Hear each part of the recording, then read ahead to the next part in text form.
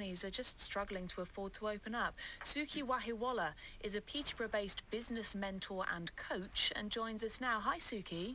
Good morning. So what's your experience working with new, expanding businesses in Peterborough? With reference to the rates, the expanding business as a whole, I believe it's a vibrant place. There's lots and lots of people actually starting new businesses. Whether they're opening them in town centres is another question.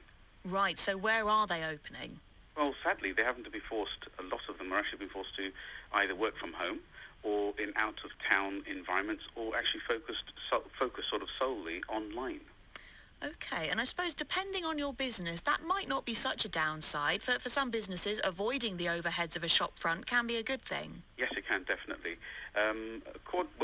Basically, when you've got overheads of a retail face, there's always going to be the toy-off between passing trade and actually having the reduction costs. But a lot of the people that we know are actually they could do really a lot better being in the town centres, but they're actually kind of sometimes forced to be online only. So, I see. And what do you think? Which businesses would really fly if they could afford a unit in Peterborough? I think a lot of the. I mean, if you look at a cross-section of the Peterborough Town Centre, it's kind of getting full of restaurants and charitable trusts and CICs, of that kind of thing. And obviously the large chain stores. So the independents themselves are being driven out, and what we could do is, in my opinion, in town centres as they are currently now, they could do with a lot more flair and entrepreneurial thoughts, with kind of like those eclectic sort of one-off shops.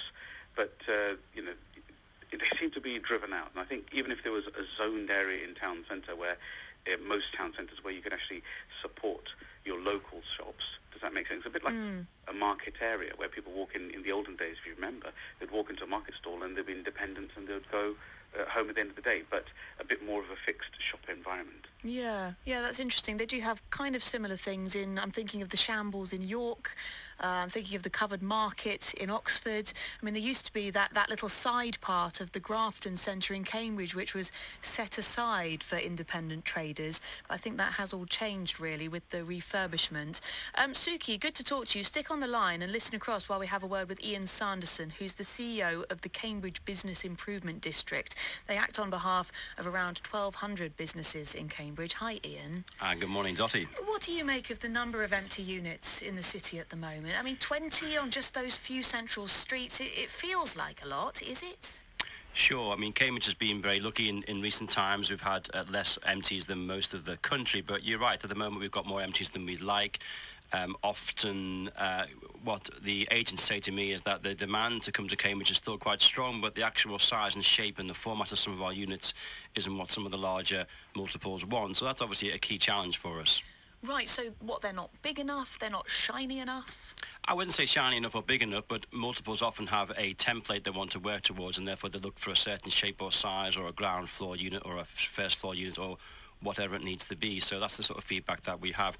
Clearly, there are strong developments in the city centre. The Grafton Centre development continues.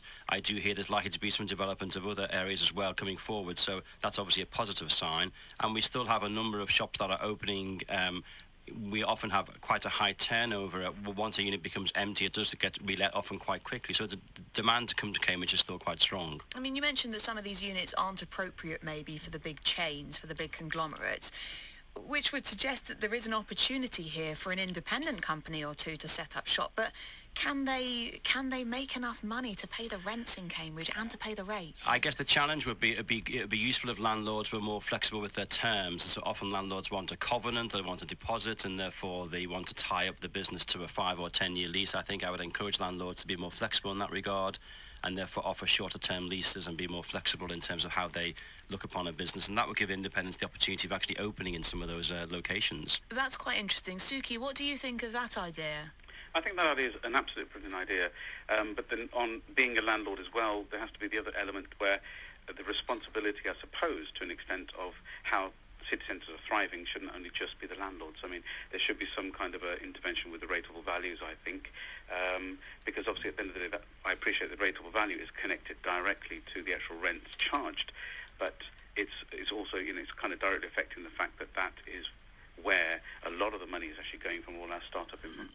I mean, back to you, Ian, from the Cambridge BID, the Cambridge Business Improvement District.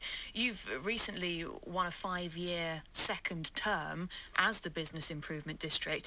What can you do in the next 5 years to try and help businesses in Cambridge? Well, our whole program of activity is about improving the business environment, and one of the key things we do is we help a lot of independent businesses. So most independents don't pay into the bid, and therefore they benefit from all of our projects and don't actually pay, which brings a level of equity to the high street. And we also will have in this 5-year term a dedicated independence fund. So we're going to establish an advisory group of independent businesses, and they will have a fund of money per year over 5 years to develop projects that will actually be for them. So that might be promoting themselves, it might be helping them get online, it might be helping them upskill their staff, it might be helping them to understand some of the other business environments, take on work placements, have apprenticeships and things like that. So we are doing a lot for all of our businesses, but particularly the independents in Cambridge. We have the historic core, Bridge Street, Green Street, Rose Crescent. All those areas are like a kind of a shambles of York, if you will, and therefore that area works very, very well. So we obviously have lots of other projects that I probably haven't got time to talk about now. I fear not. I got fear a not. sort of gold medal beat me, I think, today. Oh dear. We'll hand you a handkerchief on the way out. Ian Sanderson there, who's the CEO of the Cambridge Business Improvement District. You also heard from Sukhi Wahiwala, who's a Peterborough-based business coach. You're a betting man.